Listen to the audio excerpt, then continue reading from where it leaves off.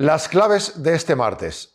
Se producen 24 horas prácticamente de apagón, 23 y media, para que llegue la energía al 100% de la península.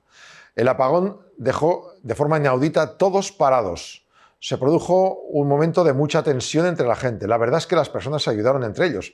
El presidente del gobierno tardó 6 horas en comparecer una vez sin decir apenas nada y después 4 horas después, 5 horas después. En este martes ha vuelto a comparecer para decir que el apagón había sido algo que podía ocurrir y que por tanto que hay que evitar que esto ocurra en el futuro, pero que hemos demostrado con lo de ayer que era un buen ejercicio para demostrar que podemos funcionar. Eso dígaselo usted a la gente, claro. Este mayor apagón de la historia ha provocado incomunicaciones, gente en los trenes ha habido que sacarlas y pasar horas hasta que las fueran a rescatar. Aeropuertos, es verdad que de 6.000 vuelos en Barajas solo se perdieron 354, solo, son muchos también, y muchas otras inconveniencias. Según las empresas, se ha perdido un punto de PIB. Hablamos de 1.700 millones de euros aproximadamente. Y lo que ha hecho Sánchez, el presidente del gobierno, es acusar indirectamente a las empresas. Primero, ha dicho que todavía no le quedaba claro que no hubiera un ataque cibernético cuando Red Eléctrica Española había dicho que lo rechazaban de plano, que no creían que había habido ataque cibernético. Dos, sobre la gran caída de las 12:33 de este lunes, que se quedó a cero la luz, sobre esa gran caída explica que no se puede utilizar bulos, que la nuclear fue más un problema que una ventaja porque las nucleares estaban paradas, las nucleares, y hacía falta energía para arrancarlas. Bien es cierto que si hubieran estado en marcha, hubieran aguantado el pico de energía, que tampoco era tan pico, según dice él, no era tanto el consumo que se reclamaba en ese momento.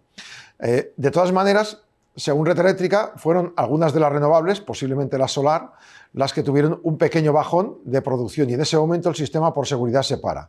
Con lo cual, si es culpa de la nuclear que no estaba trabajando y no es culpa de las renovables que están trabajando, ya me dirán ustedes cómo se puede analizar esto. Ha dicho que van a crear una comisión independiente, pero eso sí, controlada por el gobierno, paradojas, para saber en un tiempo y forma ilimitado, porque dice que esto es muy lento y que no se puede decir corriendo qué ha pasado, decir a Bruselas qué ha ocurrido y que Bruselas pueda investigar. Ha agradecido a Francia y a Marruecos que nos hayan dado energía, con lo cual somos dependientes y se demuestra otra vez. Y luego apunta a que las empresas privadas van a tener que pagar responsabilidades. Considera privada no solo a muchas productoras, sino también a Red Eléctrica, que es un 20% pública y donde está de presidenta una mujer, Beatriz Corredor, exministra del PSOE y, por tanto, donde el gobierno ha puesto sus manos, ha puesto su presidencia, como ha hecho en Telefónica y en otros sitios. Pero la culpa de empresa privada y de ser la responsable indirectamente. El mayor apagón de la historia ha interrumpido una estrategia de seguridad energética que había caducado hace 5 años y que en el año 2020 se anunció que se iba a volver a estudiar. Ahora Sánchez ha prometido investigar y actualizar estos protocolos. Y mientras tanto, tenemos un par de datos más. Uno, ¿qué hacer con todos los desperdicios que se nos han producido? Si es que se ha caducado comida, si es que ha habido problemas con los electrodomésticos, todo lo que ha ocurrido ahí, si es por culpa del apagón. ¿Qué cubre el seguro? Pues alimentos deteriorados por la interrupción de la cadena de frío y aparatos electrónicos por cambios bruscos de tensión. Pasos para reclamar. Debe contactar usted con su compañía de seguros. El primer paso, después detallar todos los bienes dañados en su lista y reunir toda la documentación de los aparatos y de las facturas de compra para poder demostrarlo. ¿Eso dónde va a ir? Esos 1.000 y pico millones de euros o 2.000 que dicen que se han perdido. Por ejemplo, las horas no trabajadas. Ha dicho Sánchez que se puede permitir a los trabajadores que no trabajen si no pueden ir y hoy, por ejemplo, este martes, a los alumnos que fueran a clase pero sin tener que estudiar. Bueno, las pymes, los autónomos que tenían empresa y no pudieron trabajar, ¿cómo pueden reclamar ese dinero? Algunos dicen que habría que descontar ese día de pagos de impuestos, pero más allá también habría que hacer un ERTE temporal de esos trabajadores que no han podido trabajar, que deben cobrar, pero no lo tienen por qué pagar las empresas, lo pagaremos todos los ciudadanos. Eso es un hecho gravísimo, todo lo que ha ocurrido, todas las soluciones que hay que buscar, cuando el gobierno estaba en pleno ayer 6 horas sin decir nada, dar ni una clave ni un solo consejo, y eso lo echó de menos mucha gente. Hablando de economía, la economía ha perdido ritmo ante el frenazo de la demanda externa. Nuestro Producto Interior Bruto, nuestra riqueza, ha crecido un 2,8% el primer trimestre. En términos interanuales, la demanda externa restó 4 puntos, 0,4 al PIB, que ha crecido un 0,6% intertrimestral. Es decir, que ahora mismo está el consumo externo de los que vienen, los turistas que vienen, y el consumo interno el que está tirando de la riqueza. No así, por ejemplo, las exportaciones, porque el sector exportador está frenando el crecimiento de ventas que se estaban produciendo.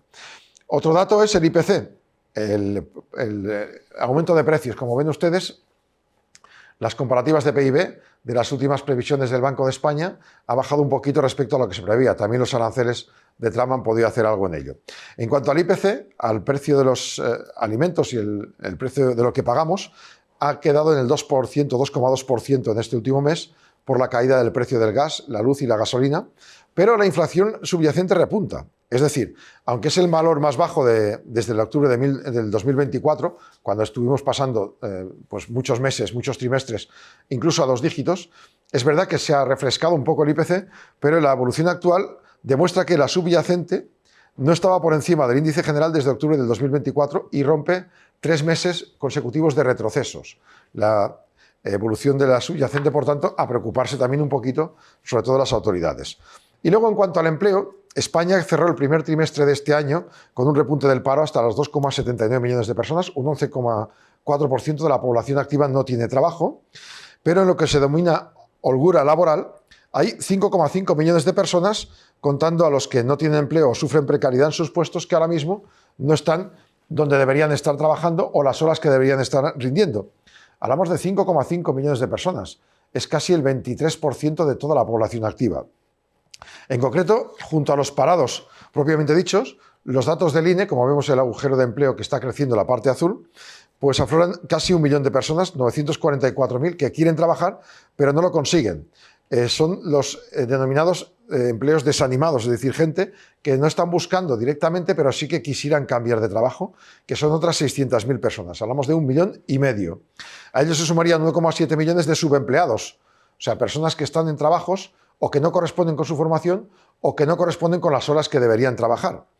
Con lo cual llevamos a 2,72 millones de personas adicionales. La holgura laboral suma hasta 5,5. En el año 2017 esa holgura laboral llegaba a 7,3 millones de personas. Y todo eso contando que los fijos discontinuos los consideran no parados cuando están inactivos, aunque realmente en ese momento están cotizando como personas perceptoras del paro y además no están rindiendo, no están trabajando. La prueba más evidente son las horas trabajadas en el país, que siguen bajando desde hace ya 4 años.